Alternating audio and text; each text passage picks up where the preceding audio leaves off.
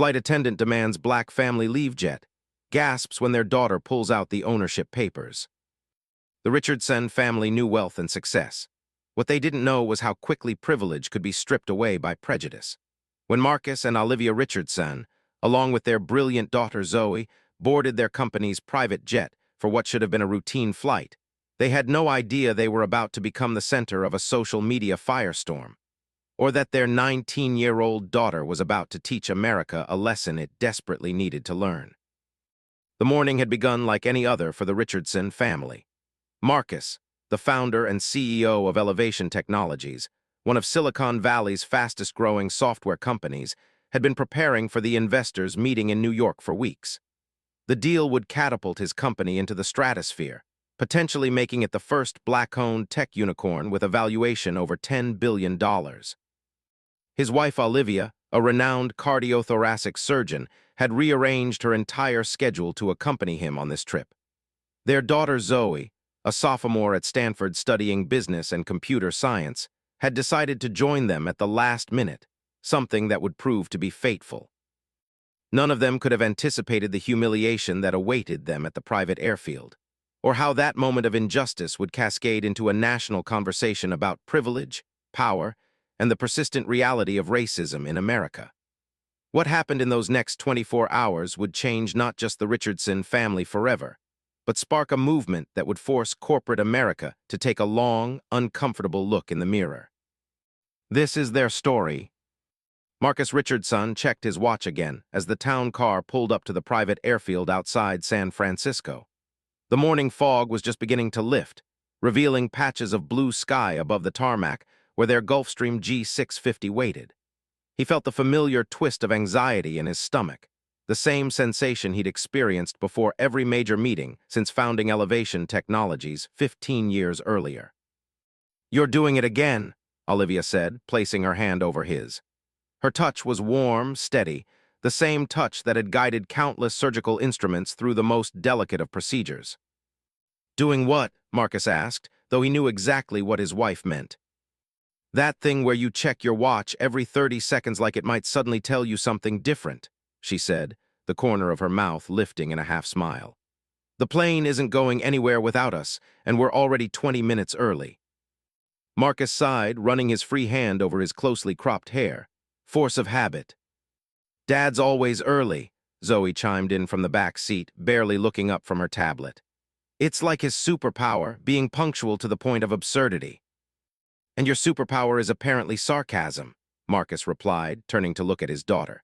Despite his nerves, he couldn't help but smile. At 19, Zoe was already showing the same drive and intelligence that had propelled him from a childhood in South Chicago to the boardrooms of Silicon Valley.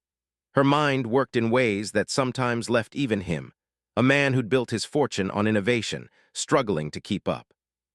The car stopped, and their driver, a middle-aged man named Terrence who had been with their family for years, opened the door. "We've arrived, Mr. Richardson." "Thanks, Terrence," Marcus said, stepping out and inhaling the crisp morning air. Olivia emerged next, elegant in her tailored navy pantsuit, her natural hair styled in a sophisticated updo.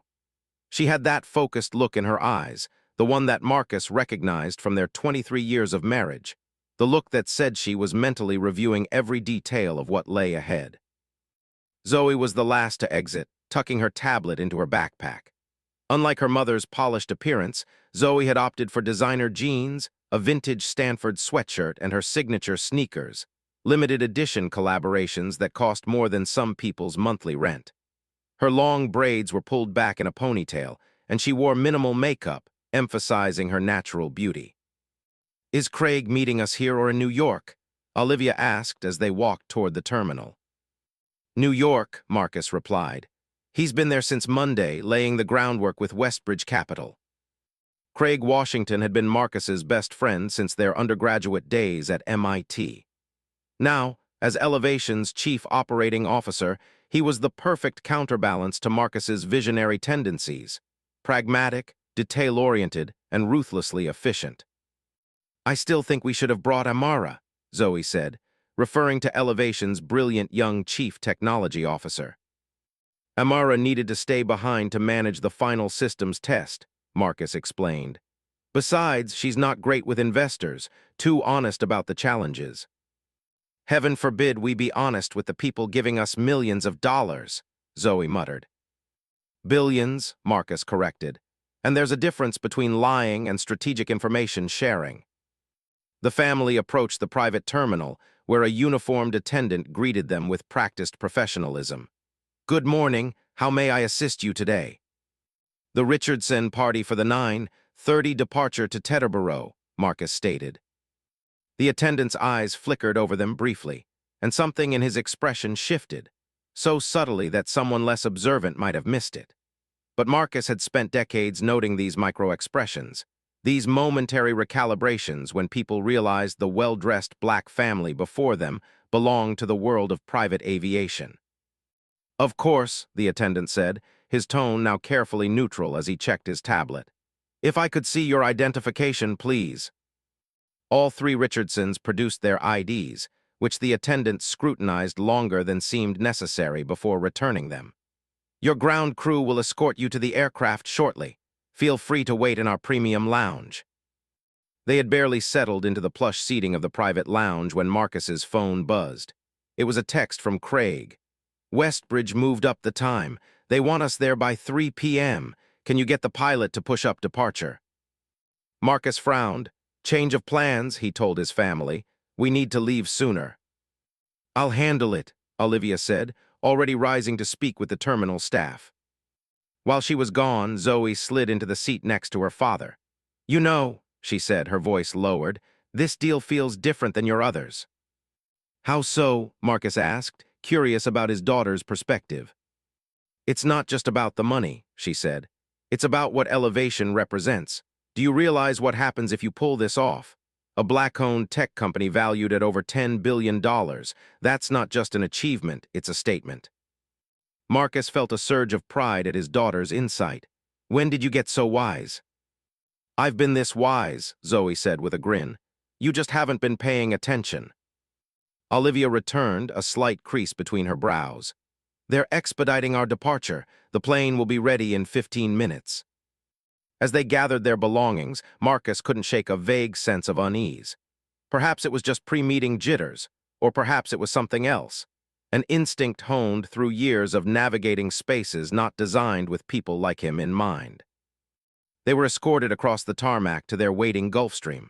The sleek jet gleamed in the morning sunlight, its polished exterior bearing the discreet Elevation Technologies logo, a stylized mountain peak reaching toward the sky. As they approached the aircraft stairs, a flight attendant appeared at the doorway. Sandra Whitman had been working in private aviation for nearly 2 decades. She prided herself on knowing the preferences of the jet's usual clients, the tech billionaires, venture capitalists, and entertainment moguls who regularly chartered the aircraft. She'd been briefed that morning about a last-minute booking, but hadn't reviewed the details. When she saw the Richardson family approaching, she made an immediate assumption, one that would set in motion a chain of events none of them could have anticipated. Excuse me, she called out from the doorway, her voice carrying across the tarmac. This aircraft is preparing for a private departure. The commercial terminal is in the main building. The ground crew member escorting them looked confused. These are the passengers, Ms. Whitman, the Richardson party. Sandra's expression shifted from confusion to disbelief, then to thinly veiled suspicion.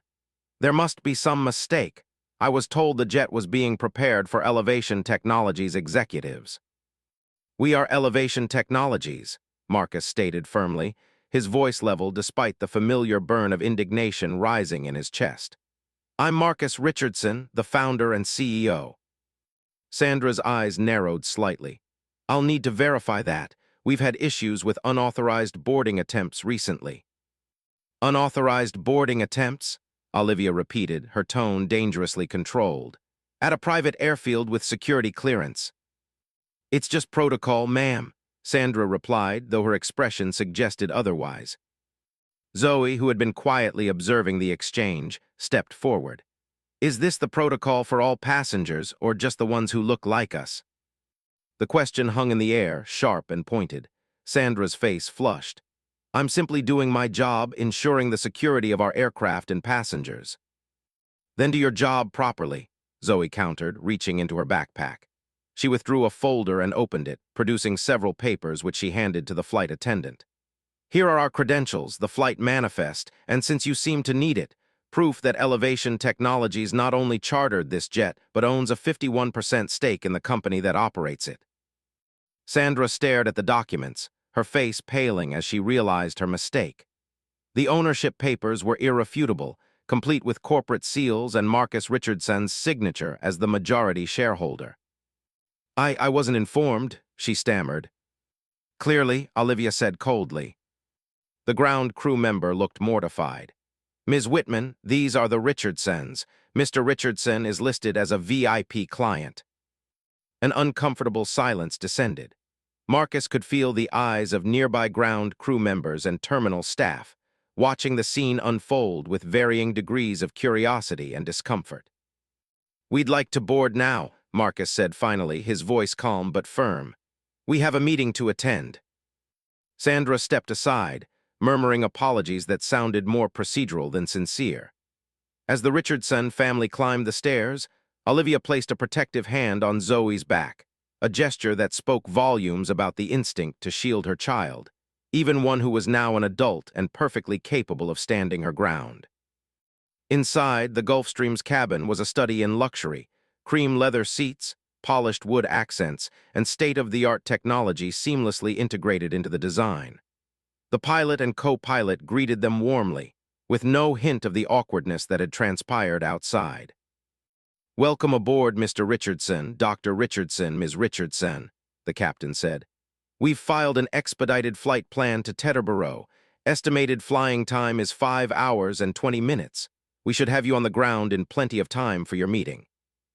Thank you, Captain Chen, Marcus replied, settling into his seat. As the doors closed and the pre-flight procedures began, Sandra moved through the cabin with mechanical efficiency, avoiding eye contact as she offered refreshments and explained the safety features. Water for now, thank you, Marcus said when she reached him. His tone was professional, betraying none of the anger still simmering beneath the surface. Once she had retreated to the galley, Zoe leaned across the aisle. That was fun, she said, her voice dripping with sarcasm. Nothing like a little casual racism to start the day. Zoe, Olivia cautioned, though there was no real admonishment in her tone. What, am I wrong? Zoe challenged. She took one look at us and decided we couldn't possibly belong on this plane. You're not wrong, Marcus conceded, but it's nothing we haven't dealt with before.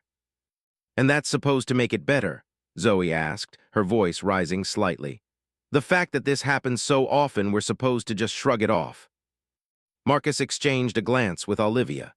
Their daughter had always been passionate about injustice, but lately that passion had taken on a sharper edge, perhaps fueled by her experiences at Stanford, or perhaps by watching her parents navigate predominantly white spaces her entire life. We're not shrugging it off, Olivia said carefully. But right now, your father needs to focus on this meeting. $10 billion is at stake. And our dignity isn't, Zoe countered.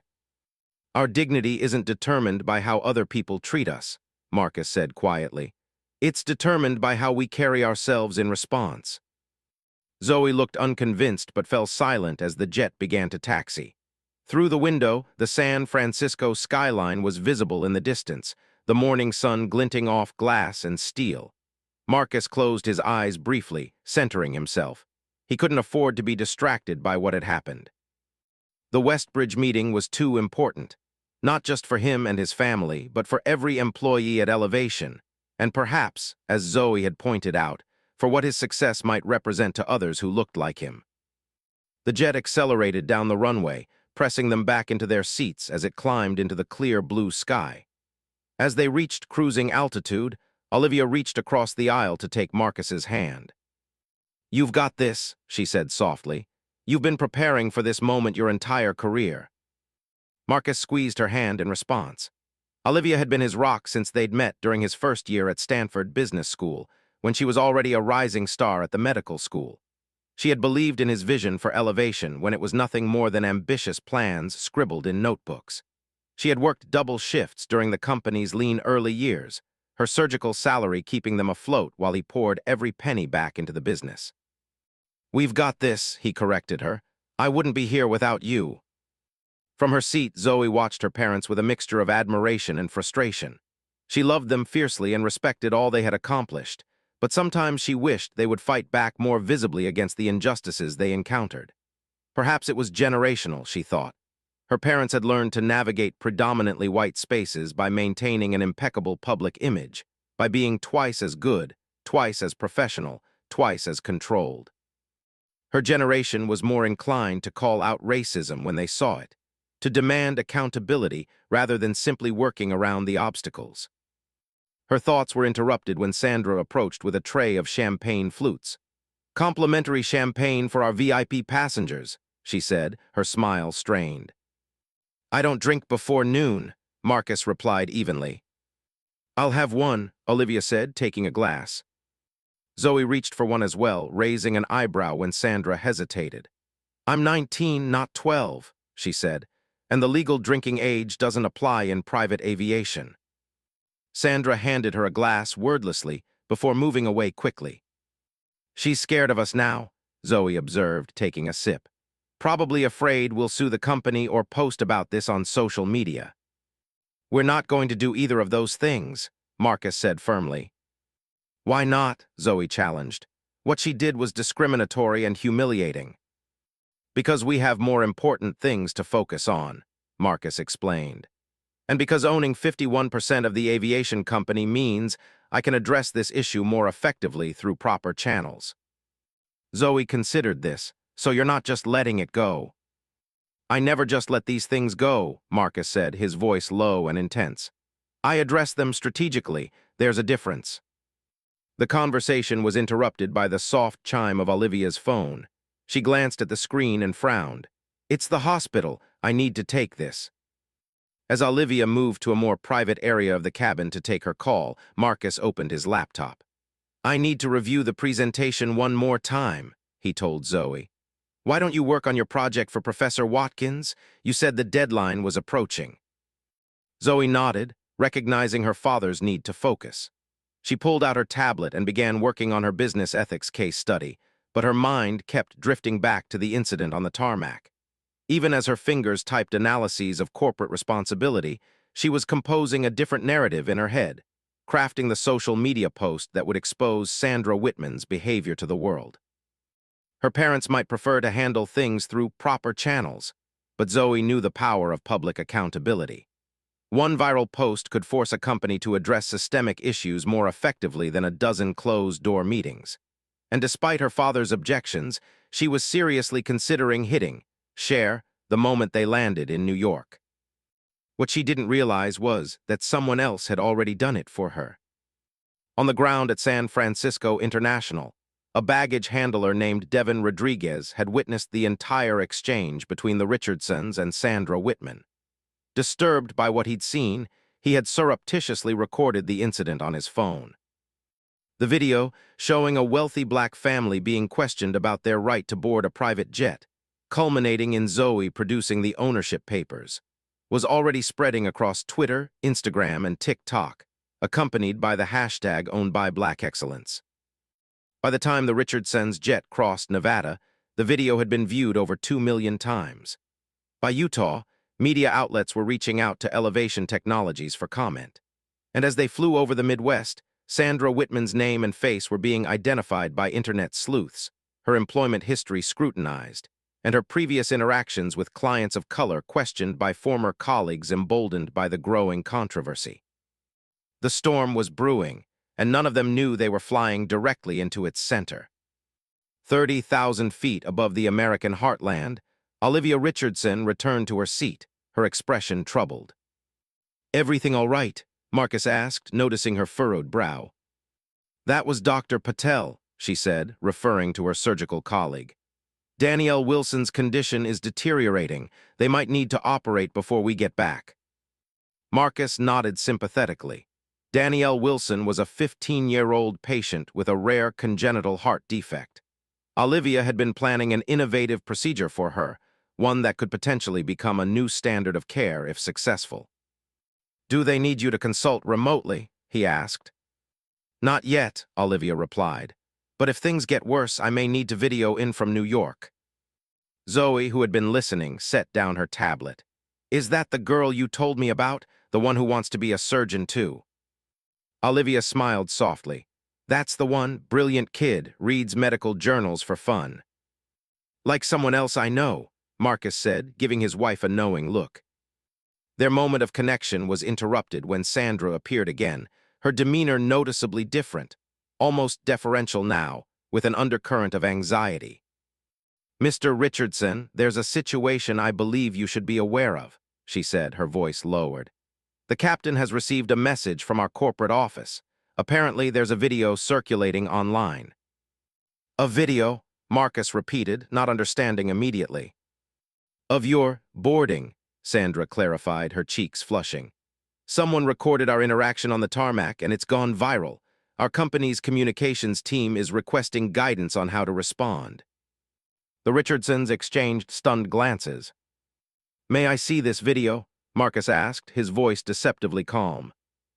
Sandra handed him her tablet, open to a Twitter thread where the video had been shared hundreds of thousands of times. The footage was shaky but clear enough, capturing Sandra's initial rejection, Zoe's confrontation, and the moment of revelation when the ownership papers were presented. The comments beneath the video were a mix of outrage, support for the Richardson family, and calls for Sandra's termination. Who recorded this? Olivia asked sharply. We're not certain, Sandra admitted. Airport security is reviewing footage, but it appears to have been someone on the ground crew. Marcus handed the tablet back, his expression unreadable. Tell your corporate office I'll be in touch after we land. Until then, no official statements. Yes, sir, Sandra replied, clearly relieved to escape the conversation as she retreated once more to the galley.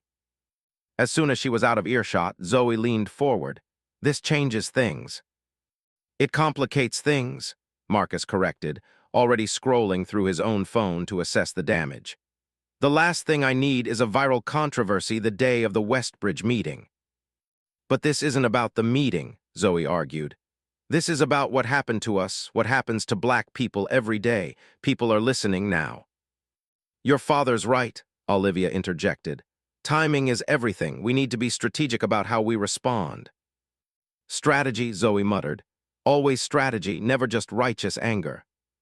Righteous anger doesn't build empires, Zoe, Marcus said quietly, and it doesn't change systems from within. Sometimes it does exactly that, Zoe countered. Sometimes it's the only thing that does. The trio fell into an uneasy silence, each absorbed in their phones as they assessed the rapidly expanding digital footprint of the incident. Marcus was texting with Craig and Elevation's PR team, trying to get ahead of potential questions from Westbridge Capital. Olivia was scanning comments, her physician's analytical mind cataloging patterns in the public response. And Zoe was watching the view count climb, feeling a complex mix of vindication and unease. None of them noticed Sandra watching them from the galley, her own phone clutched tightly in her hand, as she read the torrent of threats and abuse flooding her personal social media accounts. Her future was unraveling with each passing minute, each new share of the damning video. The Richardsons weren't the only ones caught in the viral storm. She was at its very center, being cast as the villain in a narrative that would define her life moving forward. And as the Gulf Stream continued its journey eastward, the divisions within the Richardson family, different approaches to dealing with racism, different generational perspectives on activism, were beginning to surface. The incident had exposed fault lines that had always existed beneath their united front, tensions that would either strengthen or fracture their bonds in the hours to come. The jet crossed into Illinois airspace, still hours away from New York. But the reverberations of what had happened in San Francisco were already waiting for them on the ground, gathering force like a tsunami that would sweep them all into uncharted waters. Marcus Richardson had built his career on anticipating trends and navigating complex situations. But nothing had prepared him for the perfect storm of personal indignity, public scrutiny, and professional stakes now converging at 30,000 feet. The plane hit a pocket of turbulence, causing a momentary shudder through the cabin, a fitting metaphor for the disruption that had just entered their lives. Sandra's voice came over the intercom, professional but strained. We're experiencing some light turbulence. Please ensure your seatbelts are fastened. As they secured their belts, Marcus and Olivia exchanged looks that contained an entire conversation. Concern, resolve, and the silent acknowledgement that this day had just become exponentially more complicated. Zoe, watching her parents' wordless communication, felt a sudden pang of guilt. Had her confrontational approach on the tarmac made things worse? Should she have followed her father's example of calm dignity? Or was she right to demand accountability in the moment? These questions swirled in her mind as the turbulence subsided, and the jet continued its smooth progress toward a destination that now held more uncertainties than just the outcome of a business meeting. 2 hours into the flight, Marcus's phone buzzed with an incoming call from Craig Washington. He excused himself and moved to the rear of the cabin for privacy. "Craig, talk to me," he said, keeping his voice low. "It's everywhere, Marcus," Craig replied without preamble. "Every news site all over social media. Black tech CEO and family racially profiled on their own jet. They're calling you the new face of black excellence in tech." Marcus pinched the bridge of his nose. "What about Westbridge? Have they reached out?" "That's why I'm calling," Craig said, hesitation evident in his voice. "Diana Graham wants to meet with you privately before the main presentation." Diana Graham was Westbridge Capital's formidable CEO, known for her no-nonsense approach and laser focus on long-term value. Her interest in elevation had been the catalyst for the potential investment. "Did she say why?" Marcus asked, though he already suspected the answer. "Officially, to discuss some questions that arose during their due diligence," Craig said. "Unofficially, my contact there says she wants to know how you're handling the situation. Apparently, some of their more conservative board members are concerned about associating with a company at the center of a racial controversy." Marcus felt a flare of anger. "We're not at the center of a controversy. We were the victims of racial profiling." "I know that, and you know that," Craig said patiently. "But perception is everything in these deals. Diana needs reassurance that this won't impact Elevation's brand or market position." "Our brand is stronger than ever," Marcus countered. "Have you seen the support we're getting? Black Twitter is rallying around us. Hash owned by Black Excellence is trending nationally." "It's not just about support, Marcus. It's about stability. Westbridge is considering investing billions. They need to know this incident won't lead to boycotts, protests, or prolonged negative media attention." Marcus glanced toward the front of the cabin, where Olivia was now engaged in what appeared to be a serious phone call of her own. Zoe was watching something on her tablet, her expression intense. "I'll handle Diana," he assured Craig. "Just make sure the presentation is flawless. We've worked too hard to let this derail us." After ending the call, Marcus remained standing for a moment, gathering his thoughts. The stakes had just risen exponentially. Elevation wasn't just his company. It employed over 300 people, many of them people of color who had been attracted by his commitment to diversity in tech. The Westbridge deal would allow them to expand globally, creating even more opportunities in communities often overlooked by the tech industry. He couldn't let one incident, however unjust, jeopardize all of that.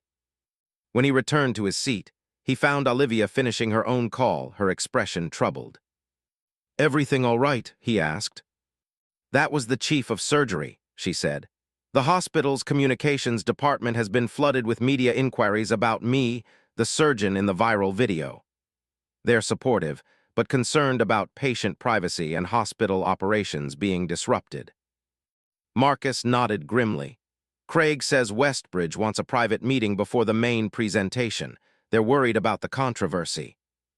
"It's not a controversy," Olivia said, echoing his earlier sentiments. "It's discrimination captured on video."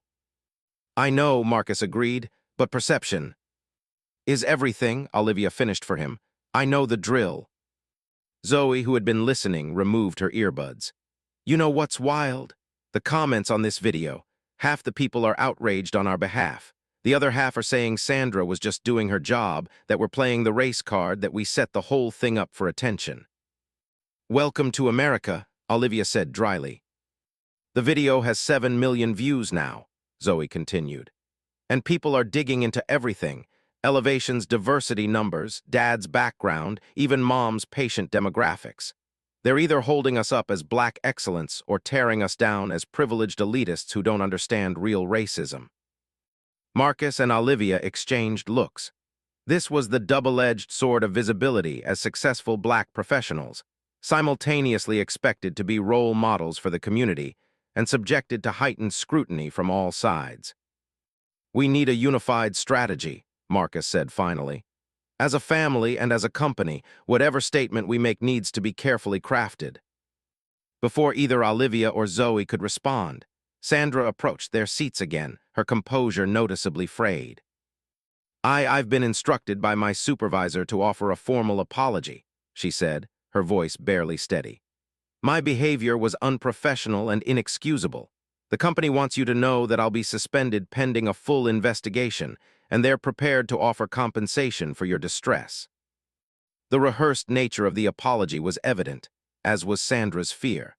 Behind the professional veneer, her eyes betrayed panic, the look of someone watching their career and reputation disintegrate in real time. "Have you been receiving threats?" Olivia asked suddenly, her physician's instinct for assessing distress overriding her personal feelings about the woman. Sandra seemed startled by the question. Yes, my personal information was shared online. The messages are disturbing." "That's unacceptable," Olivia said firmly. "Whatever happened between us, doxing and threats are never appropriate responses." Marcus nodded in agreement, then addressed Sandra directly. "We'll communicate with your company's leadership after we land. For now, we'd appreciate some privacy." "Of course," Sandra said, retreating once more.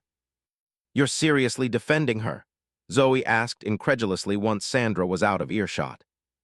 "Condemning threats against her isn't the same as defending her actions," Olivia explained. "Two things can be true at once." "Your mother's right," Marcus added. "How we respond to this situation says as much about us as it does about Sandra and her company."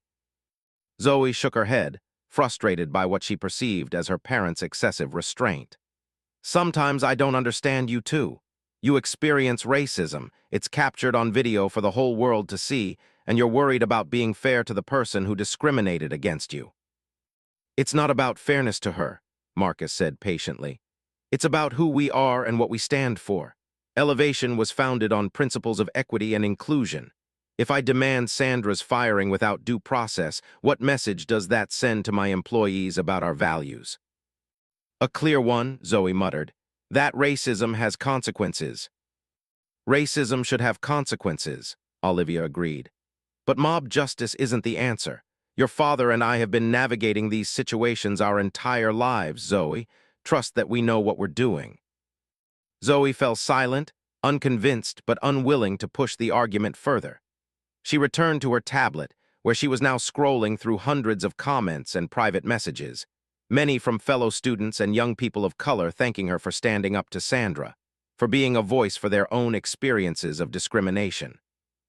One message in particular caught her attention, from a young black aviation student named Tamika Henderson. "Seeing you stand up to that flight attendant gave me hope. I'm training to be a commercial pilot, and every day I face people who don't think I belong in the cockpit. Thank you for showing me what ownership looks like, both of that jet and of the situation. You're the role model I needed today." The message struck something deep in Zoe. While her parents focused on strategic responses and damage control, real people were finding inspiration in her confrontational approach. Was it possible they were both right in their own ways, that different generations needed different models of resistance? As she pondered this, Captain Chen's voice came over the intercom. "We're beginning our initial descent into the New York area. Weather at Teterboro is clear, and we expect an on-time arrival. Please return to your seats and fasten your seatbelts." The Richardson family secured their belongings, each lost in their own thoughts about what awaited them on the ground. The incident that had begun on a San Francisco tarmac had ballooned into something none of them had anticipated, a viral moment that would test their family bonds, professional relationships, and personal principles in ways they couldn't yet imagine. As the Gulfstream began its descent toward the New York skyline, Marcus reached across the aisle to take Olivia's hand. Whatever happened next, they would face it together, as they had faced every challenge since that first meeting at Stanford more than 2 decades ago. Zoe, watching her parents' clasped hands, felt a surge of love and pride beneath her frustration. They might disagree on tactics, but their commitment to each other, and to creating a more equitable world in their respective fields, was something she never questioned. The jet banked gently, revealing the Manhattan skyline in the distance, 1,000 gleaming towers representing both the promise of American success and its enduring inequities. Somewhere in that skyline was the Westbridge Capital headquarters, where Marcus would soon make the case for his company's future. And beyond that, millions of people following the unfolding story of what had happened on their plane, forming opinions, taking sides, and watching to see what the Richardson family would do next. The wheels of the Gulfstream touched down at Teterboro Airport at precisely 2:17 p.m. Eastern Time. As the jet taxied toward the private terminal, Marcus checked his phone one last time before they would need to disembark. The email from Elevation's communications director confirmed his suspicions. The video had now been viewed over 15 million times. Major news networks were requesting interviews, and Owned by Black Excellence had evolved into a broader conversation about Black entrepreneurship and systemic barriers in corporate America. "Hey everyone," he said, looking up from his phone to address both his family and the viewers who would eventually watch this video. "If you're enjoying this story so far, please hit that subscribe button and let me know in the comments where you're watching from. Your support means everything as we continue to share important stories like this one." Outside the windows, ground crew personnel were positioning themselves around the aircraft. Among them, Marcus noticed several individuals with professional cameras, clearly press who had somehow gained access to the tarmac. "We've got company," he murmured to Olivia, nodding toward the windows. Olivia glanced outside and sighed. So much for a quiet arrival. Captain Chen's voice came over the intercom once more. "Mr. Richardson, I've been informed there are members of the press at the terminal. Security is working to establish a clear path to your vehicle, but there may be a short delay before we can deplane." "Thank you, Captain," Marcus replied. Zoe, who had been gathering her belongings, paused. "I should probably fix my makeup if we're about to be photographed." "You look beautiful," Olivia assured her. "And more importantly, composed. That's what matters right now." Marcus checked his watch. "The meeting with Diana Graham is in 30 minutes. If these reporters delay us much longer, I'll have to reschedule." "Maybe that's not such a bad thing," Zoe suggested. "Gives Westbridge time to see the public supporting us." "Or time for their more conservative board members to get cold feet," Marcus countered.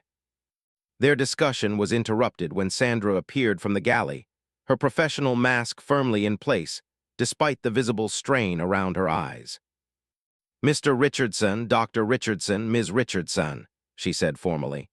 "We've been instructed to allow you to deplane first, once security has cleared a path. Your car is waiting directly beside the aircraft." "Thank you," Marcus replied neutrally. Sandra hesitated, then added in a lower voice, "For what it's worth, I truly am sorry. I made an assumption I had no right to make." Before any of the Richardsons could respond, she continued, "I've worked in private aviation for 18 years. I've seen how the ultra-wealthy behave, the entitlement, the demands. When I saw your family, I didn't see executives. I made a judgment based on—" She trailed off, unable to finish the sentence. "Based on the color of our skin," Zoe completed for her, her tone direct but not unkind.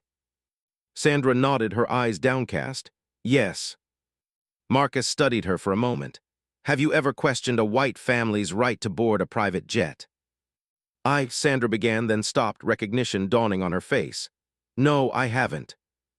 "That's the definition of racial bias," Marcus said simply. "It's not always conscious hatred. Sometimes it's assumptions so deeply ingrained you don't even realize you're making them." Sandra nodded again, a tear escaping down her cheek, which she quickly wiped away. "The company has offered me the choice between resignation or termination. Either way, my career in aviation is over." The Richardson family exchanged glances, a silent communication passing between them. It was Olivia who finally spoke. "What would you do if your position were to somehow be preserved?" she asked. Sandra looked surprised by the question. I'd want to make amends, to learn from this, perhaps help develop better training for staff on unconscious bias." Write that down, Marcus told her. Draft a proposal for how private aviation can address these issues systematically.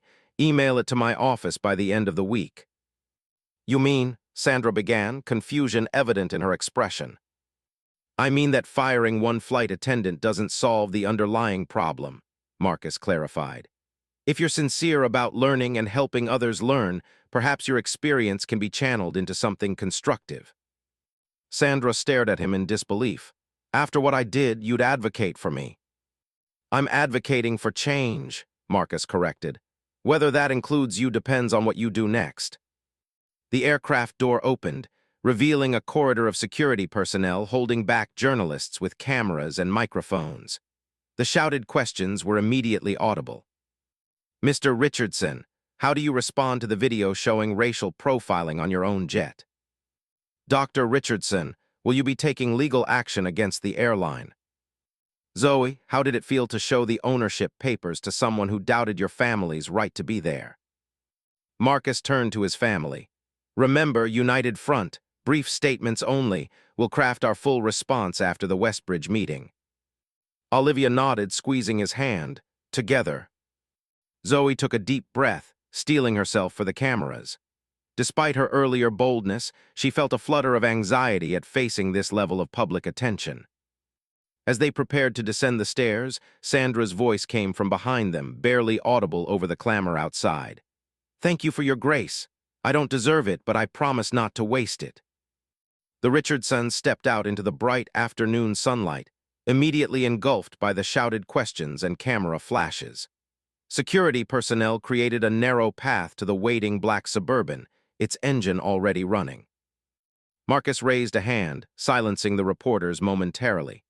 My family and I experienced something today that far too many Black Americans experience regularly, the assumption that we don't belong in spaces of privilege and power.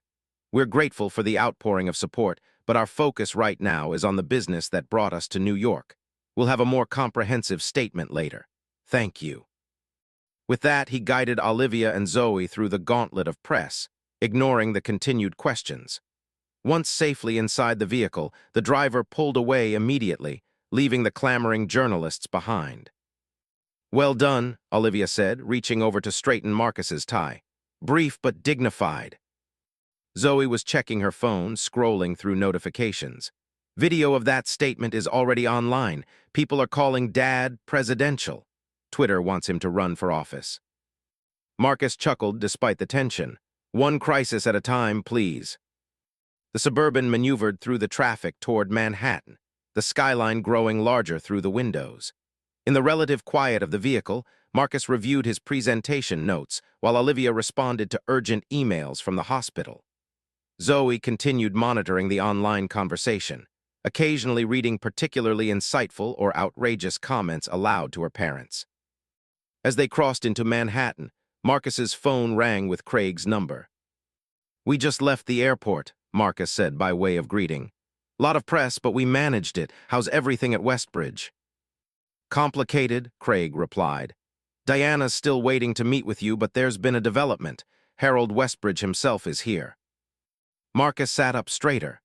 Harold Westbridge, the 81-year-old founder of Westbridge Capital, had largely stepped back from day-to-day operations, making rare appearances only for the most significant deals. Is that good or bad? Marcus asked cautiously. Unclear, Craig admitted, but Diana seems tense. Just be prepared for anything. The call ended just as the Suburban pulled up to the gleaming Westbridge headquarters on Park Avenue. The building was a monument to old money and financial power, 52 stories of limestone and glass, housing one of the world's most prestigious investment firms. As they exited the vehicle, Marcus turned to his family. I don't know what's waiting up there, but I need you both to know something. Whatever happens with this deal, I'm proud of how we've handled today. We didn't ask for this situation, but we're facing it with dignity and integrity. Olivia smiled, the smile that had sustained him through countless challenges over the years. Go show them exactly why Elevation deserves this investment. Zoe and I will be right here when you're done. Zoe, who had been unusually quiet since they'd left the airport, suddenly embraced her father. I'm sorry if I made things harder today, she whispered. I just couldn't stand seeing them disrespect you like that. Marcus held his daughter tight. You have nothing to apologize for. Your mother and I couldn't be prouder of how you stood up for our family. With those words of reassurance, Marcus straightened his suit jacket and walked into the Westbridge building, where Craig was waiting in the lobby. You look surprisingly calm for a man at the center of a viral controversy, Craig observed as they rode the elevator to the executive floor. Not my first rodeo, Marcus replied. Remember the Series B pitch when that investor asked if I was the diversity hire on my own executive team? Craig winced at the memory. How could I forget? You handled him so smoothly he ended up doubling his investment. This is different, though, Marcus acknowledged. More public, more personal. The elevator doors opened to reveal the rarefied atmosphere of Westbridge's executive floor. Museum-quality art on the walls, plush carpeting underfoot, and floor-to-ceiling windows offering panoramic views of Central Park. Diana Graham was waiting for them in the reception area, elegant and formidable in a tailored charcoal suit. At 62, she had been breaking barriers in finance for decades, one of the first women to lead a major investment firm and known for her unerring instinct for value. Marcus, Craig, she greeted them, her handshake firm. Thank you for making it despite the unusual circumstances. Nothing we couldn't handle, Marcus assured her. Diana led them not to her office as expected, but to a wood-paneled conference room where an elderly man sat waiting, Harold Westbridge himself, his once imposing frame now slightly stooped with age, but his blue eyes still sharp and assessing. Mr. Westbridge, Marcus said, genuinely surprised. It's an honor to meet you. Sit down, young man, Harold said, gesturing to the chair across from him. I understand you've had quite a day. Marcus exchanged a quick glance with Craig before they both took seats. Diana remained standing, positioning herself near the windows. Before we discuss the investment, Harold continued, I wanted to meet the man who's causing such a stir online. My granddaughter showed me the video, quite something. Marcus maintained his professional demeanor despite his internal surprise at the direction of the conversation. An unfortunate incident that's been resolved. Resolved, Harold repeated, raising an eyebrow. From what I hear, it's only beginning. You're trending, Mr. Richardson. Black Twitter, is that the right term? Has rallied around you. Tech forums are dissecting your company's diversity initiatives. Conservative pundits are claiming you set the whole thing up for publicity. None of which changes the fundamentals of Elevation's business or the value of our technology, Marcus pointed out. Harold smiled slightly. Direct, I appreciate that. He leaned forward. Let me be equally direct. This investment was already controversial within our board. Some of our more traditional partners were concerned about the valuation, about committing so much capital to a company still proving its market position. Marcus felt his heart sink, already anticipating where this was headed. And now, Harold continued, those same partners are using this morning's incident as evidence that associating with Elevation might bring unwanted controversy to Westbridge. Diana spoke up from her position by the window. To be clear, Marcus, I don't share those concerns. Neither does Harold, but we need to address them before moving forward with the full board presentation.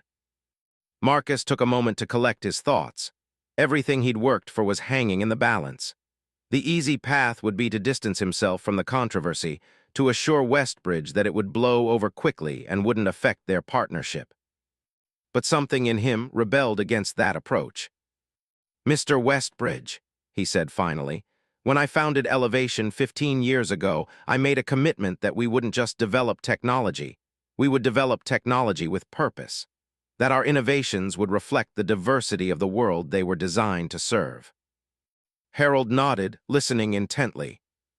What happened this morning on that tarmac is precisely why diversity in tech leadership matters, Marcus continued. Because the same biases that led that flight attendant to question my family's right to board our own jet are reflected in algorithms, in funding decisions, in hiring practices throughout our industry.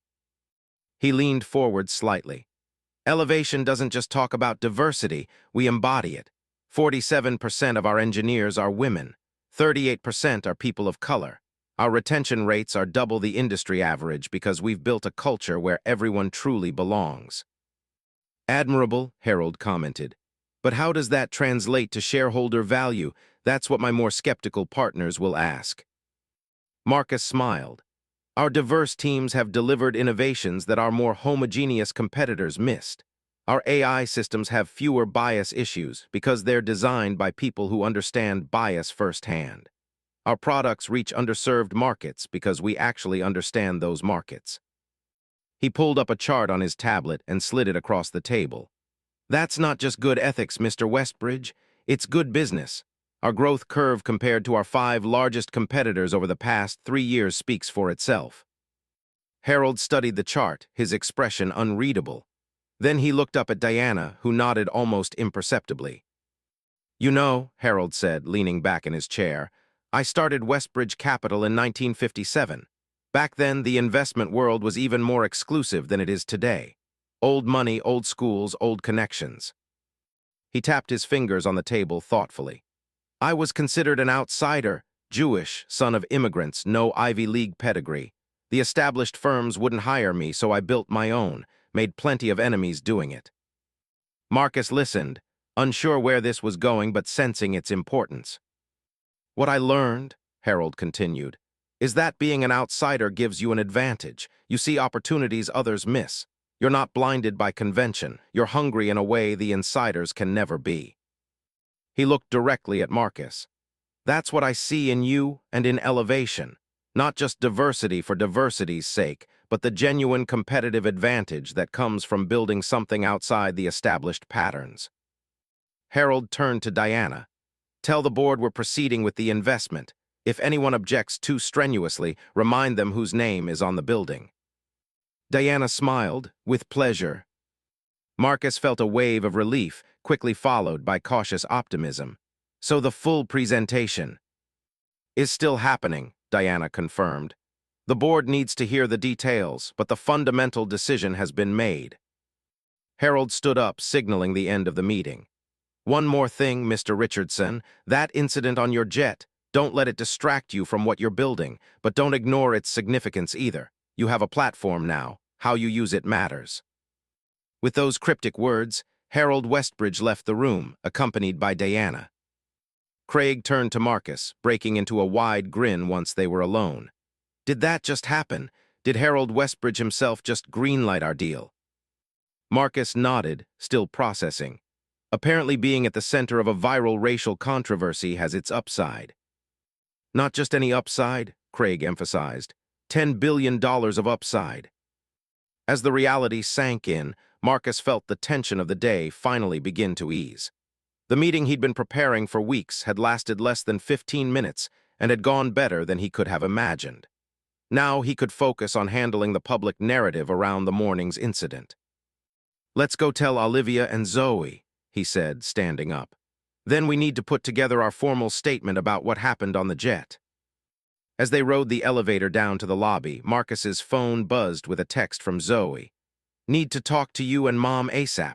Important development. The cryptic message sent a fresh wave of concern through him. After the day they'd had, important development could mean almost anything.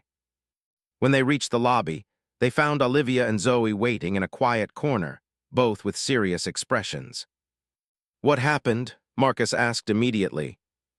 Danielle Wilson's condition has deteriorated, Olivia explained, referring to her teenage heart patient. Dr. Patel is prepping for emergency surgery, but they want my guidance. I need to get back to San Francisco as soon as possible. I've already asked Captain Chen to prepare for our return flight, Zoe added. He says they can be ready to depart in an hour. Marcus nodded, immediately shifting gears. Of course, Craig can handle the board presentation. I'll come back with you. There's something else, Zoe said, her expression unreadable. A producer from GMA called me directly. They want all 3 of us on tomorrow morning's show to discuss what happened. Marcus and Olivia exchanged glances. How did they get your number? Olivia asked. Zoe looked slightly guilty. I may have responded to a few DMs from journalists, but this is a huge opportunity. Millions of viewers, a chance to control the narrative ourselves. Marcus sighed. Zoe, we agreed on a united front. And we can have one, Zoe argued. On national television. Think about it, Dad. How many black families get to tell their story this way? How many incidents like ours happen every day without the chance for accountability? Marcus looked to Olivia, who appeared thoughtful. She has a point, Olivia admitted. And if I can remotely guide Danielle's surgery tonight, we could potentially do the interview in the morning before flying back. Marcus considered their options. The Westbridge deal was secure. The viral video was already out there, being interpreted and reinterpreted without their input. Perhaps Zoe was right. This was an opportunity to shape the conversation. Let me call Diana, make sure Craig has everything he needs for the board presentation, he said finally. Then we'll decide about GMA.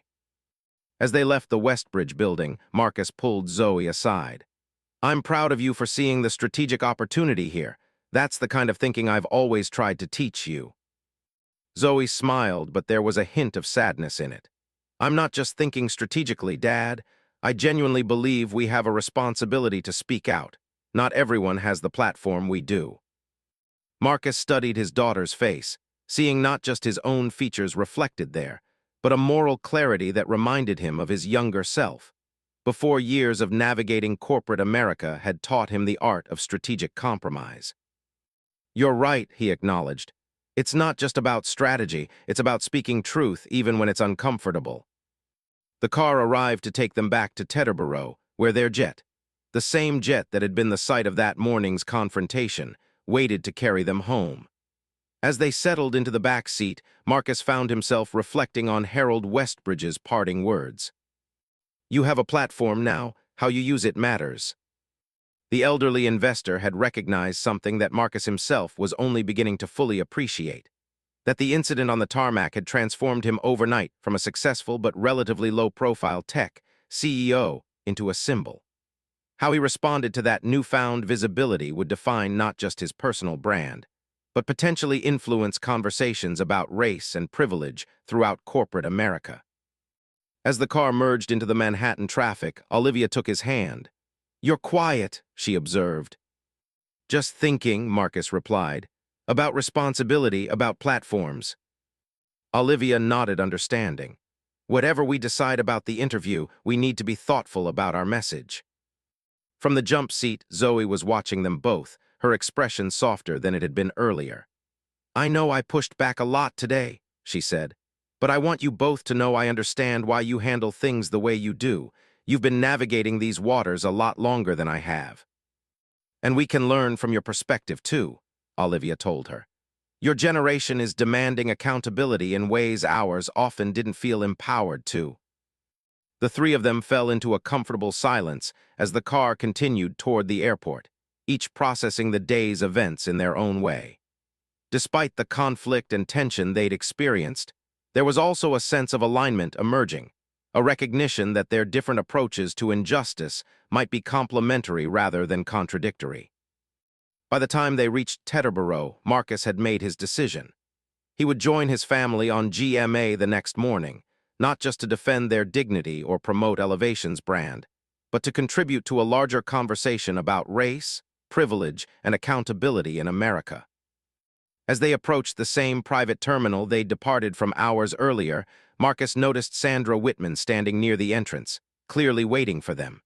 She looked different now, less confident, more vulnerable, her uniform replaced by civilian clothes. When she saw their car, she straightened, visibly steeling herself. The driver pulled to a stop, and Marcus exchanged glances with Olivia and Zoe before stepping out to meet her. Mr. Richardson, Sandra began, her voice steadier than it had been on the plane. I know you're busy, but I wanted to thank you in person for the opportunity to make amends. I've already begun drafting the proposal you suggested. Marcus nodded. I'm glad to hear it. I also wanted you to know, she continued, that I've spoken with my company's diversity officer.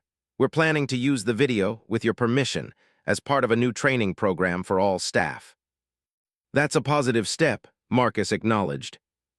Sandra hesitated, then added, My brother called me after seeing the video online. He's Black adopted. He told me he experiences what happened to your family all the time, that he's constantly asked to prove he belongs in certain spaces. Her voice broke slightly. I never really understood before. I should have, but I didn't. Marcus studied her, recognizing the genuine realization in her eyes. Understanding is the first step. Action is the next. I'm committed to both, Sandra assured him. And whatever happens with my position, I wanted you to know that. Marcus nodded again. Email me that proposal by Friday. Make it thorough. Make it actionable. This isn't just about saving your job, it's about changing a culture. I understand, Sandra said. Thank you for the chance. As Marcus rejoined his family and they walked toward their waiting aircraft, Zoe glanced back at Sandra's retreating figure. You really think she'll change? She asked skeptically. I don't know, Marcus admitted, but I believe in giving people the opportunity to try. Captain Chen greeted them at the foot of the stairs. Welcome back, Mr. Richardson, Dr. Richardson, Ms. Richardson. We're fueled and ready for departure as soon as you're settled. Thank you, Captain, Marcus replied. We appreciate the quick turnaround. As they boarded the jet, the same space where the day's drama had unfolded, it felt different somehow. Not just because of the absence of tension, but because they were returning with a new sense of purpose, a clearer understanding of their respective roles in addressing injustice. Once they were airborne, heading back toward the setting sun and San Francisco, Olivia connected to the hospital's secure network to consult on Danielle Wilson's surgery.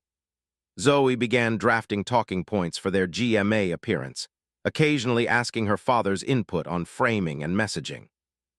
And Marcus Richardson, looking out at the clouds below, found himself contemplating the strange twist of fate that had transformed what should have been a routine business trip into a viral moment, and potentially a platform for change. He thought about Harold Westbridge, another outsider who had built something significant by leveraging his unique perspective. About Sandra Whitman, confronting her own biases in real time. About his brilliant daughter, balancing righteous anger with strategic thinking. And about Olivia, his partner in all things, who had always known when to push forward and when to show grace. The jet soared westward as the sun began to set, casting long golden rays through the cabin windows. Tomorrow would bring its own challenges: a national television appearance, a crucial surgery for Olivia's patient, the aftermath of the Westbridge deal. But for now, in this moment of transition between coasts, between crisis and opportunity, Marcus allowed himself to feel something unexpected amidst the turbulence of the day. Hope that perhaps what had begun as an act of discrimination might ultimately contribute to greater understanding. Hope that his family's visibility might make a difference for others facing similar barriers. Hope that Elevation's success would create pathways for the next generation of innovators who didn't fit the traditional mold. It wasn't a neat resolution. Racial progress never was. But it was a step forward, one that his family was taking together despite their different approaches to the journey. As the last rays of sunlight faded from the cabin, Marcus closed his eyes, not to sleep, but to center himself for what lay ahead. Whatever came next, the Richardson family would face it with the same qualities that had brought them through this day: dignity, integrity, and an unwavering commitment to creating space for others to follow. The jet continued westward, carrying them home, carrying their story forward. And in homes and offices across America, millions who had watched the video of their confrontation on the tarmac waited to see what this extraordinary family would do next. How they would use their newfound platform to challenge assumptions, change perspectives, and perhaps, in their own way, elevate the conversation about race in America. In that moment, 30,000 feet above the heartland, Marcus Richardson understood that what had begun as a moment of injustice had transformed into something more powerful. An opportunity to demonstrate that true excellence wasn't just about reaching the heights of success, but about extending a hand to lift others up alongside you. And that, after all, had been the mission of Elevation Technologies from the very beginning.